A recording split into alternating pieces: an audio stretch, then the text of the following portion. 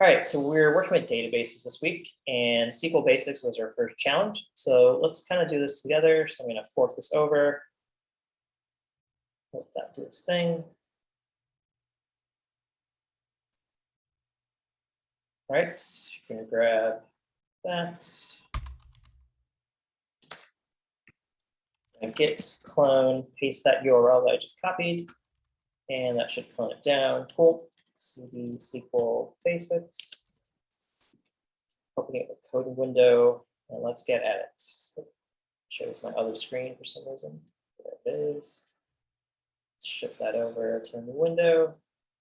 Make that bigger. All right, that should be big enough. All right, let's take a look at the README. Again, I don't like reading the README through here, so I'm just gonna read it on the web page. SQL Basics. So for the most part, you can interact with databases. These are some of the query commands that you're going to see very often. So select, when you insert any data, use insert, update, delete. So this is the CRUD operations we talked about. Create, read, update, and delete. In this challenge, we're going to create a database, write SQL, inspect your schema. All right, cool. So let's kind of just go step by step. So we're going to create a database using the create DB command. Again, this is a Postgres command. So let's do that in our terminal here. Okay, so I'm going to do create DB, and do we know what we're creating? All right, so I think we're creating a school database here. So yeah, let's create a database called school. I'm not sure if I've created one before. All right, I haven't. If you created one before, so I run this command again, you'll probably see an error. Hey, school database exists. So you either need to drop that database by using the drop DB command, or just create another database with a different name. There's no real limit to how many databases you can create. So I'm going to go with school. All right, so our database has been created. Let's see what we want to do next. All right, so we're going to create a schema file. There's two ways to do this. I prefer creating a file and just feeding it this way. You can also type in commands into the pSQL shell. So if I want to do it that way, I do pSQL and then start writing commands here. I want to get into the database. Control-T. So if I want to get into my school database, I'll do pSQL school. And now in my school database, if I want to create a table, I can do create table. Let's just do this one by hand. So I'm going to do create table students. Keep in mind that new lines don't really execute your command. A semicolon is what actually delineates the end of your command. So I can do this, create table students, and let's create some fields. So do ID. This is going to be our primary key. So primary key. Keep in mind, again, the casing does not matter. This can be lowercase, uppercase. I usually just write in uppercase just to kind of make it clear that these are reserved keywords. So maybe my serial should be done that. Also, serial, again, if you're not familiar with that, this can auto increment my primary key so that A, I don't have to worry about it, and two, it'll kind of automatically just update it as I insert records. That also prevents duplicates. So if I try to insert a new record, I shouldn't be able to insert it with a key that already exists. So ID serial. What else do we want here? Let me just copy this so I don't have bounce back and forth. Bring new file.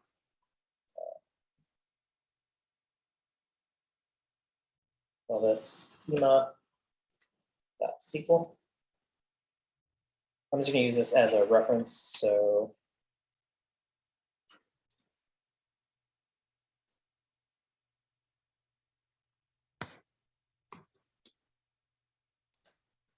okay, so again, we can run this through one file. I'm just going to do this through the shell just for one example, but normally I don't prefer doing this just because it's a little harder for me to kind of create these. But we have first name. This is going to be varchar. Let's put that 255, not null, which means we require a value here. Primary keys basically automatically kind of have a not null implied, as in you can never insert a record without a primary key. The primary key is a way your table identifies unique records. So again, there's a not null kind of implied when you have a primary key. We'll do last name, varchar 255, not null. Again, we always want to have a last name. birth dates. You got a closing parenthesis between last and name. I think it was probably an underscore. Okay, so this is why I don't like writing in the shell, because it's hard to edit it. So I'm actually just going to abandon this approach since that's it. There we go. It's going to give me an error. Yeah, so again, you can write in the shell. That's a great example of why I don't like writing in it. It's kind of hard to fix mistakes. So I'm just going to go to my query file, and this is the way I do it. Again, you can use a shell if you so choose, but I think this is easier to just write all your queries in your file and then execute them kind of together. So here, I copied this from the curriculum page. So drop table if exists. In case I had created a students table before, this will actually delete it. I'm going to add another keyword here. I'm not sure if we talked about it, but cascade is something generally you always want to add, and we'll talk about why you want to add this, but essentially this kind of deals with having foreign keys. And basically if any table is relying on the students table in terms of a foreign key, cascade will kind of handle that appropriately. So we'll talk more about that when we're talking about some of the other examples, but generally I always add a cascade here. For whatever reason, VS Code does not identify cascade as like a reserved keyword. Notice all my keywords are kind of highlighted in blue. I'm not sure why VS Code doesn't pick that up. So maybe someone else can figure out why. But otherwise, make these all caps because that's what I prefer. Bar char, dates, and dates. Okay, so again, I copied this from the curriculum page. Hopefully there shouldn't be any errors in it. But if I want to actually execute this in my shell, I'll write pSQL. Then the name of my database is named school. And then I'll kind of feed it in with this arrow character, and then the name of my file. So in this case, schema.sql. So it's going to basically run through this file sequentially, so top bottom, execute every command it finds. In this case, only have one command, but we can definitely add multiple commands if we want to. I'm just going to run this, make sure everything works as I expect it to. Okay, so you get a notice. This is kind of just like a warning. It's fine if you get these. It's just saying, hey, you tried to drop a student table that didn't exist, so that query didn't actually do anything. That's fine, but it actually created my table. So let's actually verify that. We can verify that by going to pSQL school, I think \L. Hey, Encore. Yep. Can you explain what that cascade is doing? Sure. Actually, just because I kind of introduced it, let me take it off for now, and we'll see why we need it in a sec. So let's stay tuned for that. Sorry for kind of introducing that earlier. If I do \D, that should give me all the definitions that were created. So if we look at this, there's only one table in my school database. It's called students, as I would expect. There's this other table, students ID sequence. This is actually what's keeping track of your unique IDs. So we use serial here. So this table is not something I created. It's something that Postgres is going to be using. But that is kind of how the unique IDs are kind of maintained for you. All right, I'm going to get out of here with Control D. Ankur. Yep. Inside the pSQL REPL, is there a way to do the same thing that you just did with a? I noticed that so it's just like on the command line, you wrote the name of the thing, and then you did the arrow or whatever like that, right? Yep. Is there a way to do that inside the REPL of school or no? Or you know what I mean?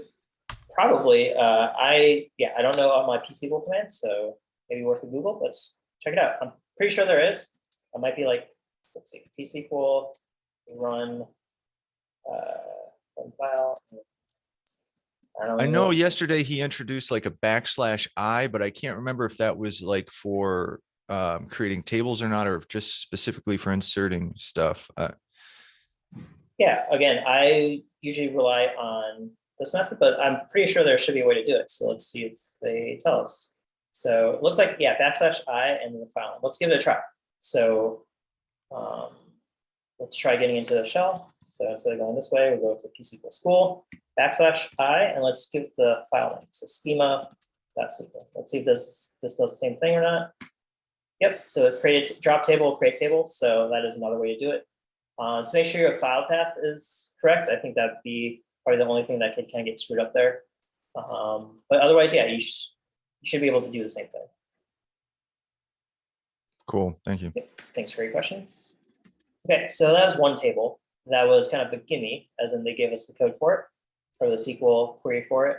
Let's look at what else we need to create. So we want to create an addresses table, classes, enrollments. All right, and then we can load it like that. All right, so we got to create these ourselves. So let's create an addresses table. So I'm going to just do that in my file here. Terminal can go away for now. I'm going to actually make this slightly smaller. Hopefully you can still read it. All right, so drop table if exists. So again, just good practice to do this in case a table exists. You don't want to get errors. So we'll do addresses, and then create table addresses. All right, so what fields we need here? Let me just copy this chunk. That up here. Copy. Copy all this. There we go. Okay, so we want an ID. So again, ID is always the same generally. I'm just going to copy and paste for that reason. Always going to be serial primary key. I don't know. Again, the spacing is totally optional. I think it just makes it a little easier to read, but you don't have to have it in there. So we have line 1 for the address. This might be a varchar. Let's say it could be like maybe a longer field. Maybe make it, I don't know, 512. Not sure if addresses can actually be that long, but who knows. It's at a line 2. That's not something that was specified, but part 2 of an address is optional. So let's say line 1 is going to be not null, right? Because it's going to be required. Everyone, generally speaking, has an address. But line 2 might be optional. So let's say this is only 64, and this can be null. So I'm going to leave that as is. We have city, we have states, and we have zip code. All right, so city, probably a varchar. I don't think there's many cities longer than 64 characters. Varchar, let's make this even shorter, 32. And then zip code. I'm going to go with varchar 10. I know normally speaking zip codes are 5 characters, but there's also like that extra 4 digits that sometimes gets used, the zip code, and that has a dash in it. So I'll say varchar 10. We'll go max. Let's see. All these should be not null because addresses have cities and states. Ankar, since for the varchar, I know the goal is to set a higher number than what we believe we need. But does it actually like allocate space? Like, does it matter? Or could we put like 1,000 for all of them? We could put 1,000. I believe it is inefficient to have extra space to need it. So again, yeah, each of those base columns is going to reserve that much space, I believe. Let's actually take a look at it. So again, I am not a SQL expert, but Google is varchar space and database.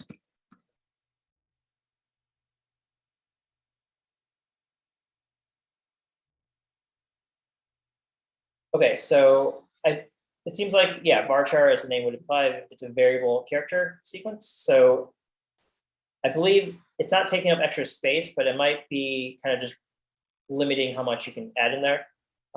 So you could put 1,000 in each of them, but for most of these, it doesn't make sense to have except 1,000. Like for zip code, right? We know for sure zip codes can't be like 700 characters. If a user enters that, if our database had like 1,000 here, well, without any other security measures, like it's going to just accept 700 characters for a zip code. When we know in fact that's not true. So again, it's like I'd say a little bit of data integrity by having some limits here. Again, we probably want additional checks to make sure, hey, did they enter numbers only, right? Zip codes in the US can't have letters. I know in Canada they can, but let's just assume American addresses here. Okay, don't forget your semicolon. I forget my semicolon like 50% of the time. So remember, semicolon marks the end of your command. If I didn't add this, it's going to kind of condense that with my next command that I add here. Okay, cool. So we added this addresses table, and notice in our students table, we have an address ID. So thinking about this is actually going to be related to our addresses table, right? So actually, I'm going to put this table above. I guess we don't have to, so let's leave it there. But we want to relate the students table to our addresses table. It looks like I have 3 Ds instead of 2. How do we go about creating that relationship? Anyone have an idea?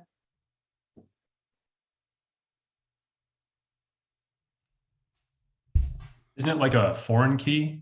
Yep. Foreign key is the answer here. So we want to create a foreign key between these two tables. Now, address ID is part of here. So we want to, there's a couple ways to do this in Postgres. One way is use the alter table command. Let's go to the docs, so I always forget how to do this. Alter table, Postgres. All right, documentation, that's for 12. All right, let's go with this tutorial. So we want to add constraints, is what we want to do. So a foreign key is a constraint, add alter table students, right? Because the students table is the one with the link. So add constraints. Give it a name, students addresses. Let's go to syntax, add constraints. All right, so I'm not liking this page. Let's go to the actual documentation. Postgres. All right, so again, reading documentation, definitely a skill to develop. A lot of options here. So there's many ways to alter a table.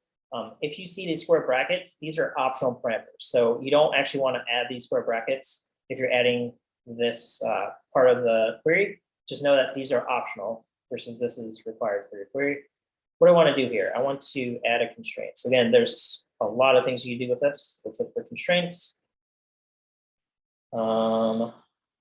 Constraints. All right, so constraints, we want to add a foreign key.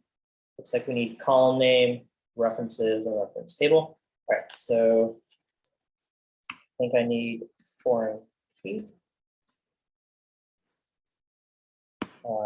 Column name, I believe, is what we need. So we have address ID, references. What table are we referencing? So we're referencing the addresses table. And then what column? In this case, we want to reference the ID. So basically we're saying, hey, this field is tied to this primary key or this field, regardless if it's a primary key or not, in the addresses table. So the question is, do I have the syntax correct? Let's double check here. So we want constraint name. So we named our constraints. In this case, I called it FK underscore students addresses. Usually speaking, you want to name it with FK. Again, this is naming convention. You don't have to, but since this is a foreign key, that's why I named it FK. But then usually for naming, you want to kind of link the tables together. In this case, students, maybe you want to do student. Yeah, student addresses, I think, is kind of clear. It's linking the students table and addresses table. Maybe you want to add in students have address ID here, but I think it should be implied that I'm linking the address ID table to the addresses table. Again, naming can get kind of tricky, but I think students addresses should be clear enough in this case. All right, that is add constraints. Let's see. Foreign key, column name, and then references, the reference table, and the column we're referencing. All right, I think that's all I need, but hey, I might have made a mistake, so let's try it out. So I'm going to open up my terminal, do pSQL, school, feed in my schema file. Okay, foreign key address ID.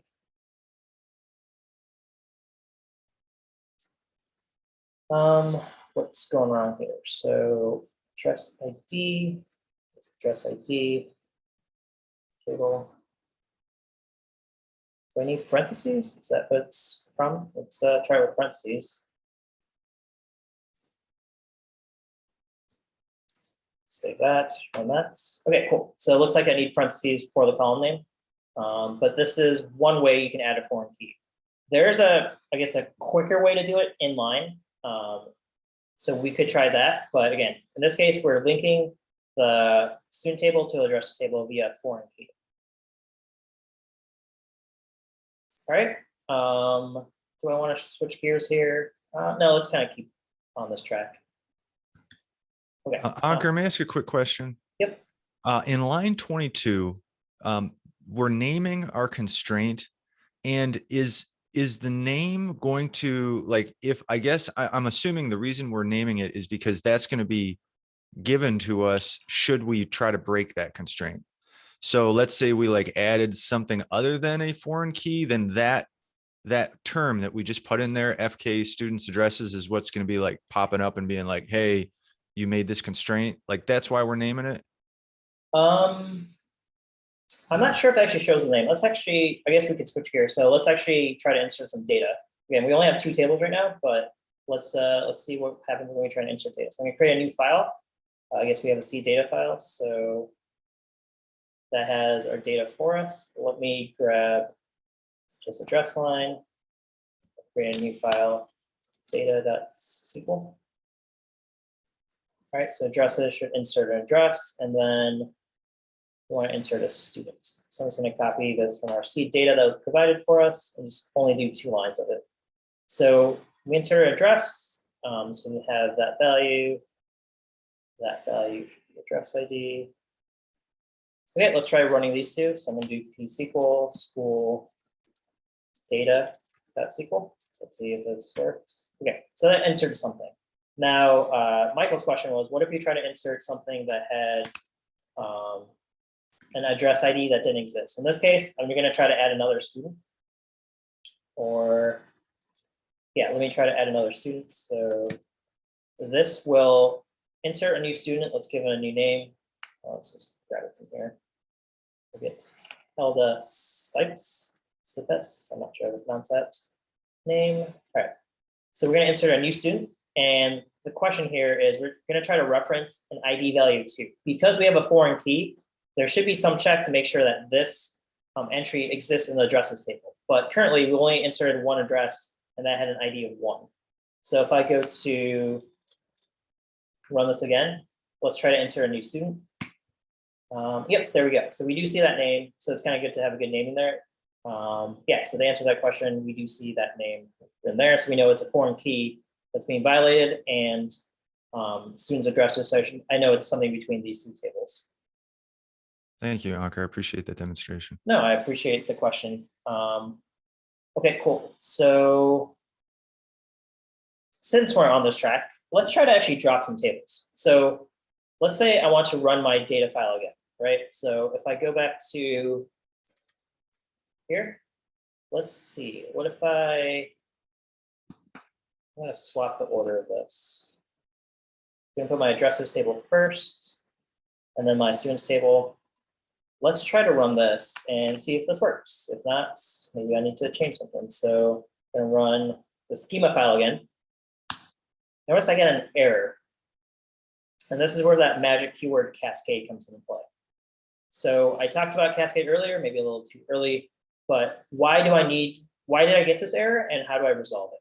So again, in some cases, SQL errors are not friendly. In this case, we are getting good reporting here. It says cannot drop table addresses because other objects depend on it. Now, what is that coming from? Well, we set up a foreign key relationship here. So now when we go to delete this table, so the first thing we're doing is trying to delete addresses. SQL's saying, hey, wait a minute. We have this table, the students table that is referencing the addresses table. So if you drop this table, now this link is not going to have anything to link to. And so to protect you, Postgres or SQL is going to say, hey, we're not going to let you delete this table because there might be some data records in this table that rely on this table existing. So if this table no longer exists, then whatever data records may exist in our student table are going to be all invalid because addresses ID no longer can satisfy this foreign key relationship, right? So the question is, how do you fix it? And luckily, we get a nice hint here. It says use drop with cascade to drop dependent objects too. All right, so let's try doing this. So I'm gonna not drop or create my students table, but I'm going to only drop my addresses table. So if I look at my data right now, I go to pSQL and do a select star from students. You're not in school. You just PC. Thank you. You guys always catch my mistakes. All right. pSQL school. And then I want to do a select statement. So I'm just going to do that in the shell. Select all the fields from my students table. Semicolon. All right, there's nothing in here. Let's insert something via my data. I guess I can't because my addresses table exists. It should. All right, so let's just do one record. I'm not going to get too elaborate now. So let's do that one and the first one again. So I could have just uncommented it. All right, let's insert our data. So I just do \I here, data.sql. All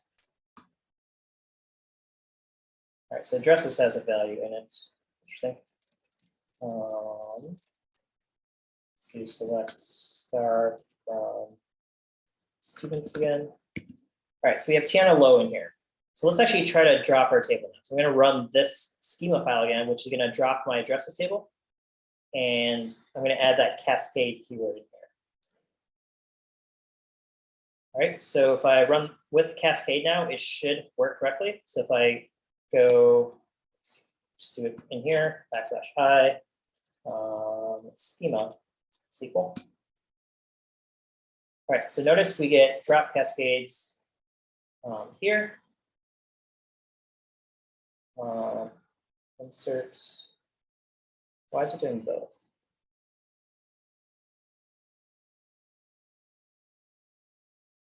Okay, so we're getting an update here for our students table. Interesting. All right, so this worked. Drop cascades constraint form key.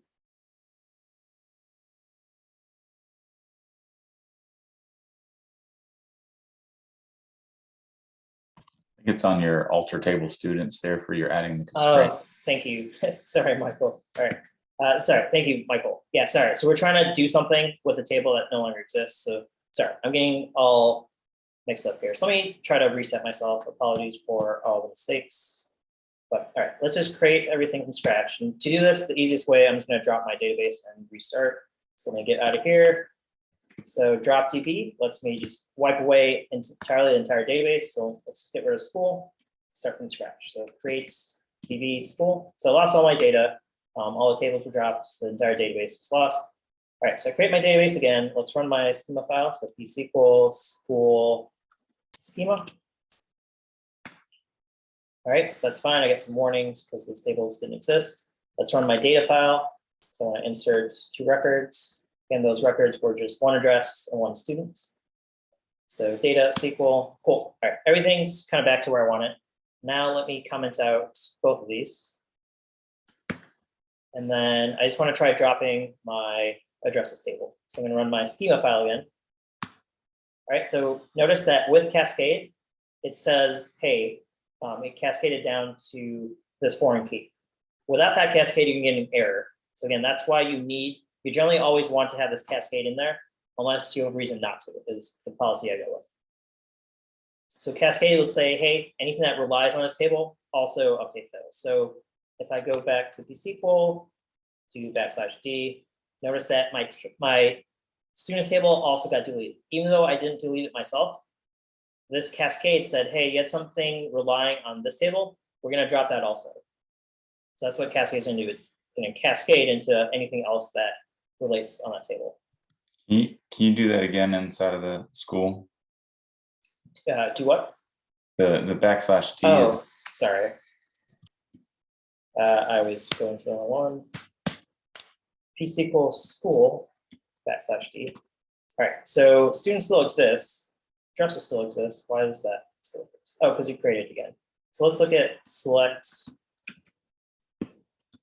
star from students. What we want. All right, so Tiana's still in there. I guess it didn't drop that table. It must have just dropped the foreign key. Yeah, so does the foreign key still exist? There's a question. Let's try to insert a new student. Let's go to this record. I'm gonna do that in my shell here. So I'm gonna insert a new student. All right, so it dropped the foreign key. It didn't drop the table. So sorry for that misinformation.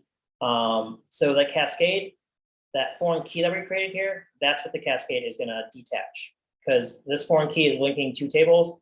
Since we're deleting one of those tables, we need to drop that foreign key. So we can still insert students. Notice I was able to insert Elda Sipes with an address value of 2, even though that if I look at my addresses table, so I do select star from addresses, there's nothing in here. But again, this value is not referencing anything in addresses table. So again, just to clarify, because I misstated it, Cascade drops the relationship, not the corresponding tables. So the student table still exists because we didn't drop it, but the foreign key did get dropped because we dropped this table via this drop table command. If we didn't want to do that, the proper way would be do an update table. We need to modify this table. Like the reason I dropped this was so I could recreate it. But normally speaking, why would I do that? Well, maybe if I want to add a new field, like, new field, well, then one way I could do it is by dropping my table and then creating my new field. Let's just say it's int. So that allows me to create a new field. But the problem is I'm going to lose my data in my addresses table, and then I'm going to lose foreign keys also. So the proper way you would want to do it is by the alter table command. So alter table will let you insert a new field without having to drop and recreate it. All right, so again, lesson here, Cascade lets you delete tables that have other dependencies, and that will drop any relationships that were created for that table. Any questions on Cascade? Why we need it? I don't have a question on Cascade, but for adding the foreign key, do you have to, I mean, is that the way, can't you just, when you're creating the table and you know you're going to use a foreign key, how would you do that? Or do you have to alter it every time after the table's created? No, so yeah, there's a slightly easier way to do it. You could do it inside the table. So I could do that if I uncomment all this good stuff. You can do it right in the table. So at the very bottom, you could add, let's see, address ID references the other table, addresses ID. So this would also do the same thing instead of doing this. So let's get rid of this.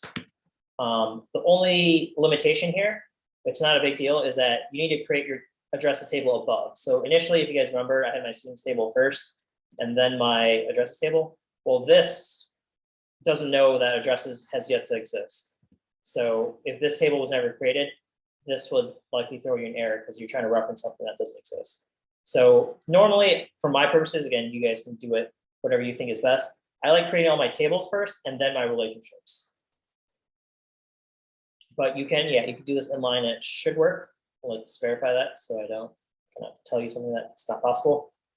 So add the address table first, then we want to create that table and then reference it this way. Let's see if this is a correct syntax or not. Let's drop out of here. Piece equals full. Schema. And of course I screwed that up. Okay, I think you have to put foreign key in front of the addresses ID. Foreign key in right here. I think it's optional. I think I just had 2 different columns. I think I want to put it on one line. I think where she's talking about is at the very beginning in front of addresses ID. You actually put foreign key at the front of that. Right here. Yes. Okay. Okay. I'm not sure if that's required, but definitely good to be more clear. So in this case, foreign key type and then what table we're referencing. So when I ran it before, it did work. I got notice for that. But let's run this, see if it works. Yeah, I don't think you could add the foreign key. So I think you just add a column like normal. So in this case, address ID with integer, and then you add this portion right here in line. So you say references, addresses, and the column name within addresses that you want to target. So yes, you can do it in line. It is much quicker than adding, 4, or it's not really 4 lines, but all this this chunk of code or query. But again, I prefer to do it after tables are created. You guys can do it in line if you should choose. The only only stipulation there is you need to create the appropriate tables first and then reference them in line like this. Okay, cool. Let's proceed with our other tables. So hopefully I won't need that anymore. All right, so we have classes. So let's do that. So let's do this, classes, we have table. It's gonna kind of use this structure here. All right, so we have drop table if exists. Classes, cascade. Or we want to cascade up here again. There's no guarantee that something relies on this, but again, in the future, we might add new tables that rely on the student table. Always kind of, again, have cascade unless you have a reason not to, is my policy. All right, so this is going to be classes that has a few fields in it. We're going to have a primary key that's an ID. Again, 99.999% of the time, you're always going to have an ID as your primary key. So just kind of get used to that. There might be exceptions. I don't have a good exception offhand, but you can have something that's, not an ID as a primary key. You can use, for example, I could have first name be my primary key. I believe you could even have a combination of columns. So I could have first and last name be a composite key that together those have to be unique. Now, obviously that's not a good, good unique primary key because, John Smith, for example, is a really popular name. It's possible you have the same exact name for two different students. So that's not an effective primary key. But ID is just like a, incrementing number that's always gonna be unique. As in, there's pretty much infinite numbers out there. So you're good with that. All right, so we have name of the class. This would be varchar 64, and then credits. Credits can be an integer. I believe that's being called small int. Small int. Small int. I'm not sure if Postgres has that. That just limits how big your integer can be. I believe it's up to 256, I believe. In credits, again, it's going to be a small number. It's going to be like 3 or 4 or maybe 5. But always get to pick appropriate data types. I guess integer not going to be really big deal. So, all right, that's our classes table. What else do we need? Last table looks like we need enrollments. So let's quickly create that. As I'm typing this up, if you guys have any questions, it's a good time to kind of ask them. But, Ankur, with the cascade, that's not actually then removing the associated columns where the foreign ID is. Like those columns stay, it just removes the constraint that you add. Yep. Okay. That is correct. Yeah. So again, I misstated it initially, but it does not remove data. It does not remove any tables when you use Cascade for dropping a particular table. Anything that depends on it, it's going to be left alone. The thing that's going to be removed is the relationship. So that foreign key is a relationship between two tables. When I delete one side of that relationship, the Cascade says, okay, you're good to delete that relationship entirely. Without that Cascade, again, it's just like a protection for you. Like if I try to drop this table, SQL is going to be like, hey, wait, something has a relationship with this table. I'm not going to allow you to drop this as is.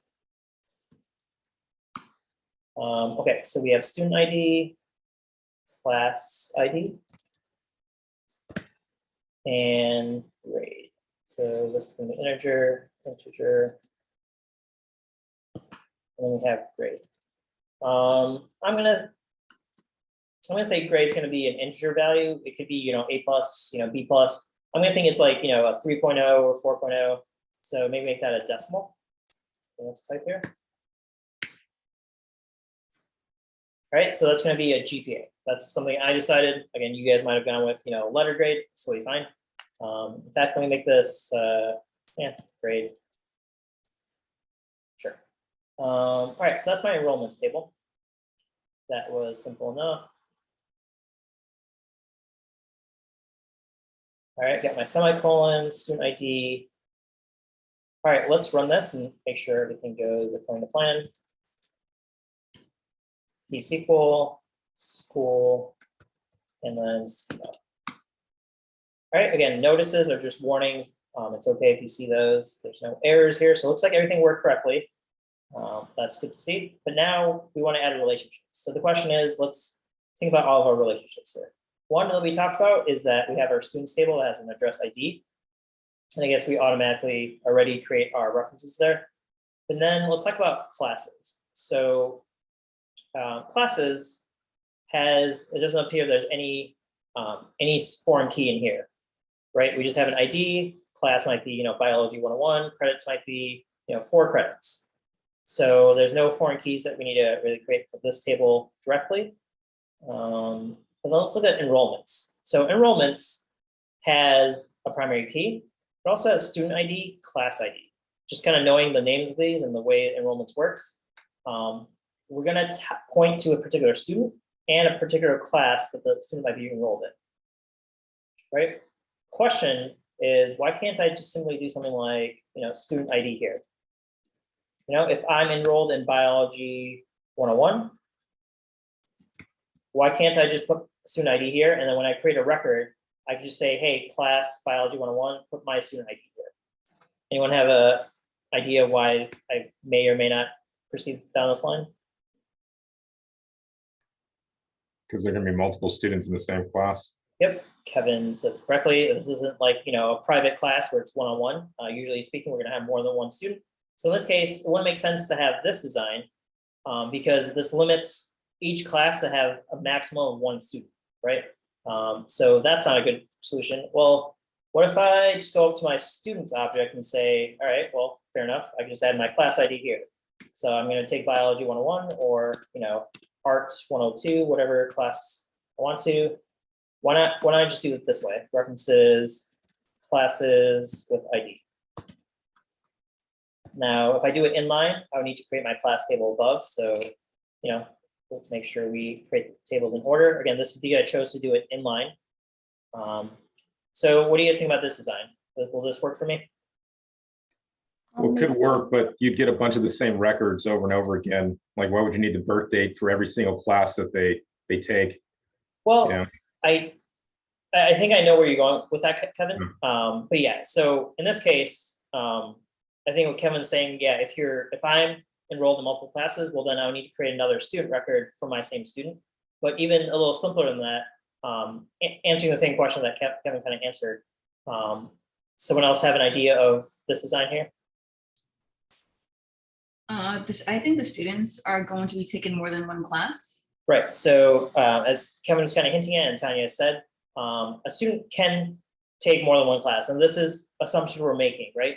If our requirements was like, hey, a student can only be enrolled in a maximum of 1 class, then having a foreign key of class ID here makes sense.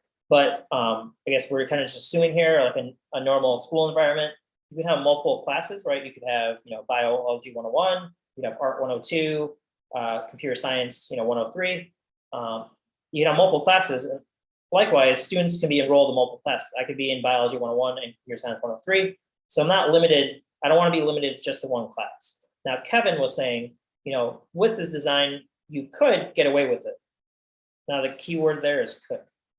Because if I were enrolled in multiple classes, well, let's take an example here, enrollments.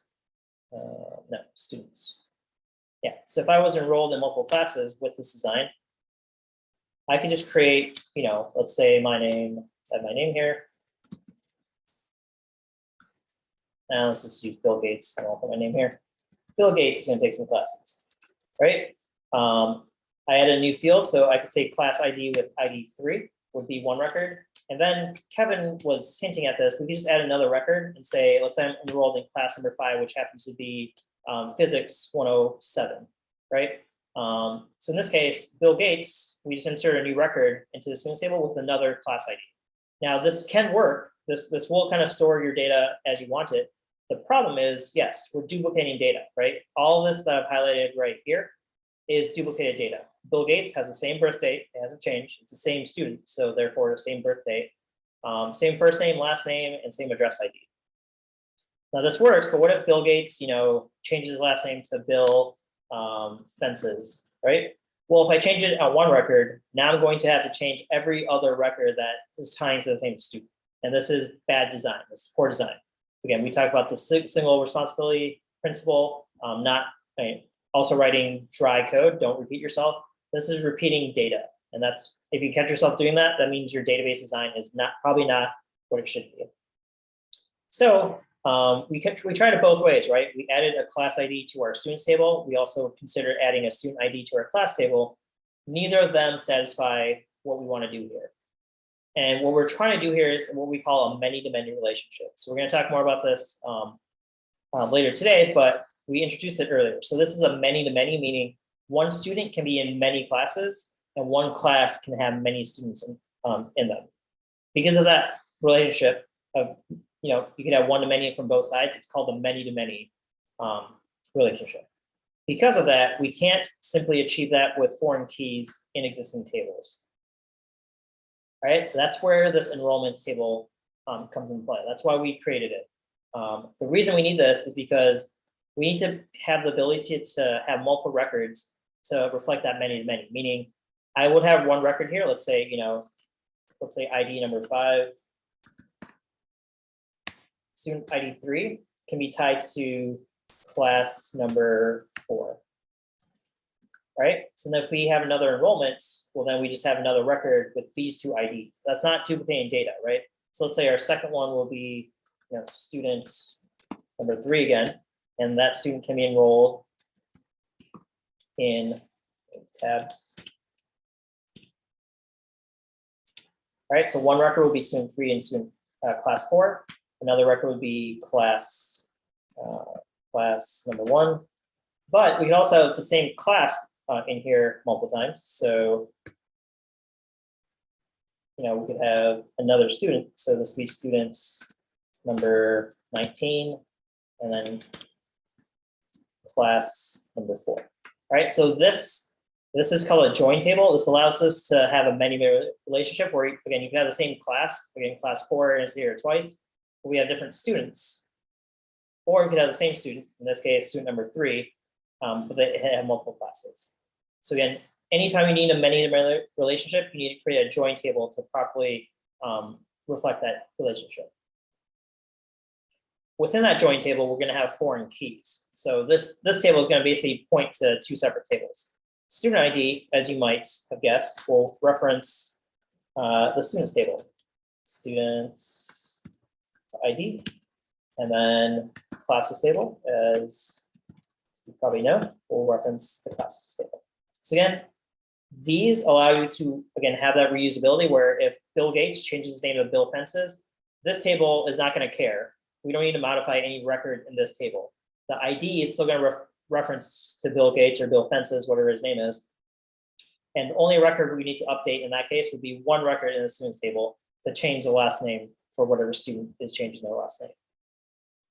All right, so again, this table does not care about last name. All it cares about is which student we're talking about. And if we need more data about that student, we actually need to look in the students table. Any questions about why this table needs to exist?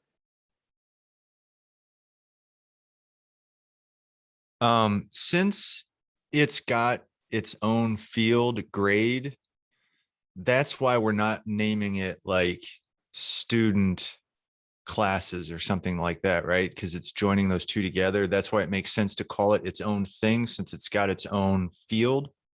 That's a good question. I don't know. I mean, I think you could still name those student classes when have additional data. I would kind of defer to someone that's more well-versed in like creating these tables. I usually create join tables like this, unless there's a good name in between. So enrollments kind of has that idea of students being in classes. So I think that's probably why we chose this name.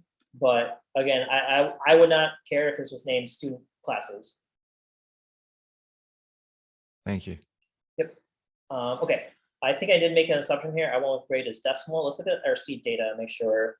All right, so it looks like it's actually not decimal. It's a letter grade, or it can be null. So null means that you could be enrolled in a class and don't have a grade yet. So let's make sure our nulls are correct. So I think that's something I skipped over. So class name probably should be not null, right? Every class needs a name. Every class has to have a credit value associated with it. We're not going to allow, unknown number of credits. Make sure null. I guess the foreign key will be handling that for us. Student ID, decimal. So this can be null, so we're going to leave that alone, right? So this should be varchar. Let's actually keep this decimal for now. We'll come back to it. All right. So we added our foreign keys kind of in line. Again, normally I do it through this mechanism, but let's run this I and think make sure. you're missing commas in the enrollments. Thank you. You guys, great eyes, great eyes. Okay, let's run pSQL school, and schema. Hopefully I didn't break anything. All right, so drop cascades. That's fine. Notice in this case, we didn't name our foreign key, right? We did it all in line. There might be a way to add a name, but by default, you'll get a default foreign key name. The way they name it is apparently first table, second table, the column, and then F key. So that's the way they choose to name something. I have a little different naming convention. Yeah, if you do it explicitly, I think you have control over that name. I'm not sure if inline you have the ability to name it. Maybe you do. So you guys can do a Google. Again, there's plenty of documentation out there. But okay, so let me try to add my seed data. So I'm just going to run my entire seed data file, and let's see what happens. So if I clear this, pSQL school seed data. So this is the data that was provided for us already. Let's see what happens. Okay, a lot of stuff happens. Let me bring this up. Okay, so we got a bunch of inserts. So that's coming from all these inserts we're doing. We could try to count them. So let's see, we have 4 addresses that we're inserting. So that's the first 4 here. Looks like that worked well. Let me make this a little smaller.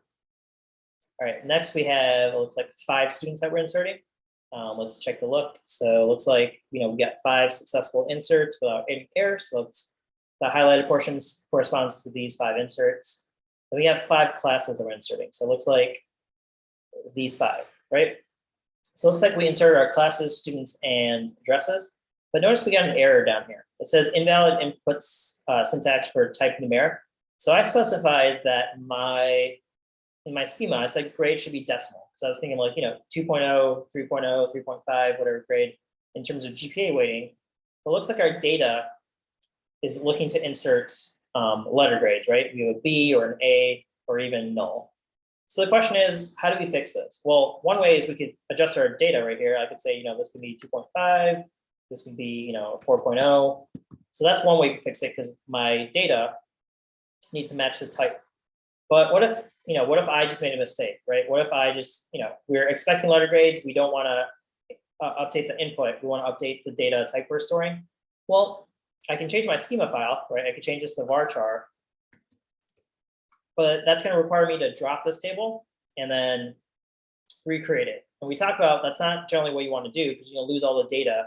You have to reinsert it. What if we had like 1,000 records already in our enrollments table that we need to kind of adjust?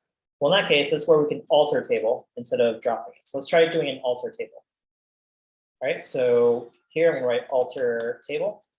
What table do we want to alter? Well, that's going to be our enrollments table. Sorry, let me try to fit everything on one screen. So enrollments is what we want to alter. Want to alter column.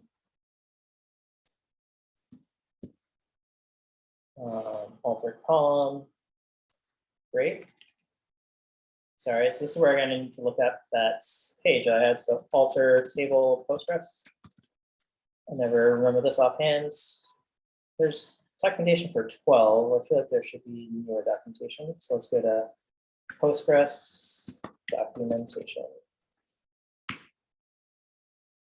Okay, so search documentation here for alter table.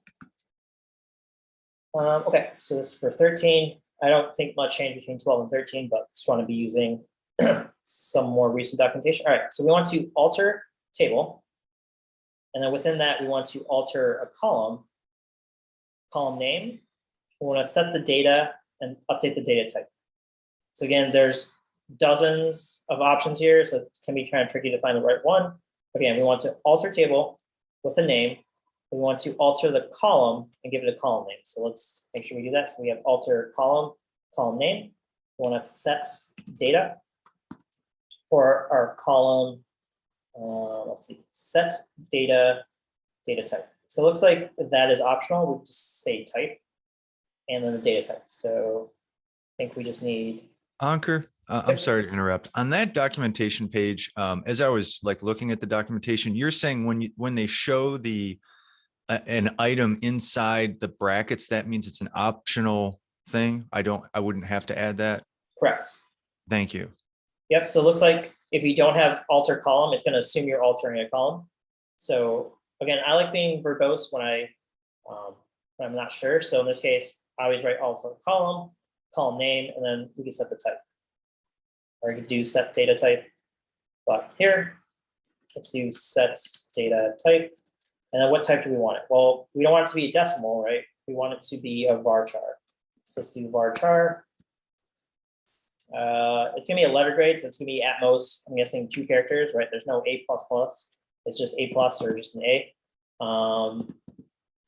Also notice that I did not, all right, let's just do it one at a time then. All right, so this is my command. I need a semicolon. Don't forget your semicolons. I'm gonna run this in the shell because I don't want to run my entire schema file. So let's go down here. Okay, let's get into the SQL. And of course, when we're on database, pSQL school. And then I want to run that command. So I'm just going to paste, I copied it from here. I'm going to paste it in here. All right, so that's my command. Alter table enrollments, alter column grade, set data type to varchar 2. Okay, looks like that went through. I didn't get any errors, so that should be good. Let's try running my C data file here. Since I'm in my shell, I'll just use the \i cdata.sql. All right, let's take a look. Okay, so we tried to insert our data again, and we got a bunch of errors, and that was something I blinked on. But here we try to reinsert some new addresses, but we got a problem. We try to insert it with the same ID, and that's saying, hey, you can't violate the primary key for students and for addresses. So in that case, we could just run our enrollments. So let's, I think that should have ran it already. So yeah.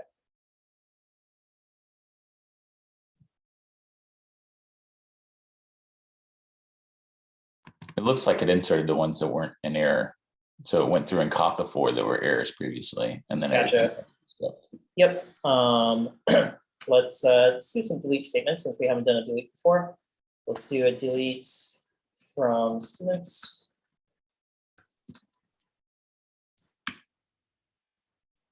Okay, we can't delete that because foreign key enrollments in foreign key. So we need a cascade here. Delete from SQL cascade. That's how you do it. Yep. How to use Postgres delete cascade. Keep going. All right, delete from there. That's all I want.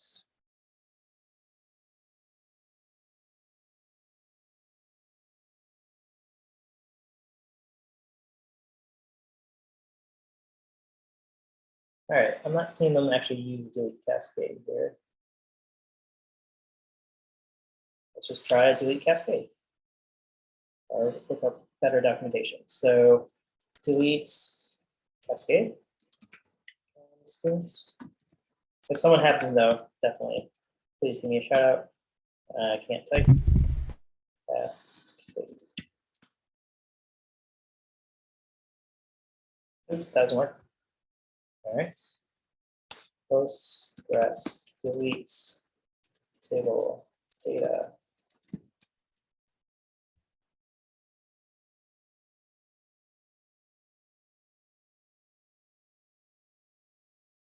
Anyone know? Anyone know? Delete. All right. So delete from table alias.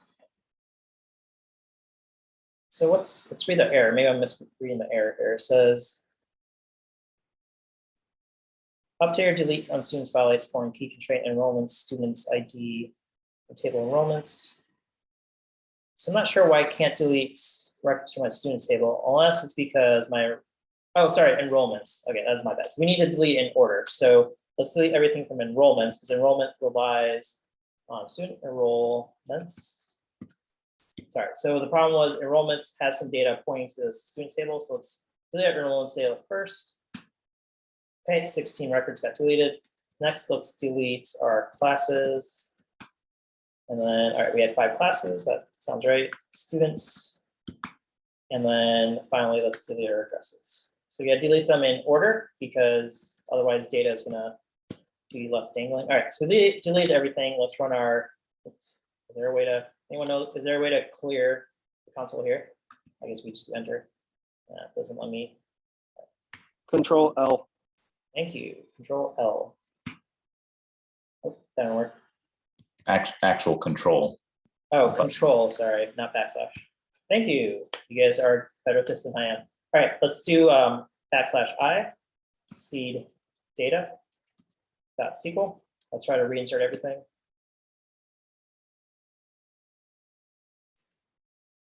All right, that seemed to work.